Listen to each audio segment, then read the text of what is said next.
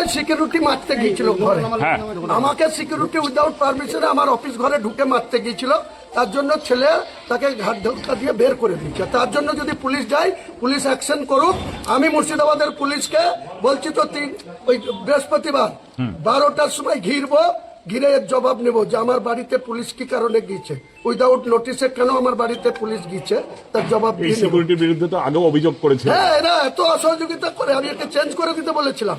আইসি বহরমপুরকে জিজ্ঞেস করেন, বলেছিল চেঞ্জ করবো। আর রাজা বাবুকে জিজ্ঞেস করেন, যিনি আছেন আরআই সাহেব, তিনাকে বলেন এনাদের এত ফোর্সের ক্রাইসিস, বাধ্য করে ওদেরকে আমাদের সঙ্গে রেখেছে। আর তারা এত ঔদ্ধত্য তাদের, আমার ঘরে ঢুকে আমাকে চেঞ্জ করছে, আমাকে উল্টি মারবে এরকম অবস্থা। সেখানে আমার ছেলে তাকে ঘাট ধাক্কা দিয়ে বের করে দিচ্ছে। প্রমাণ হলে সিসি ক্যামেরাতে লোড করা আছে, প্রমাণ দেওয়া হবে। আর যেদিন এসপি কে ঘিরবো সেদিন এসপি বুঝে যাবে মুর্শিদাবাদকে কার সঙ্গে খেলতে যাচ্ছে।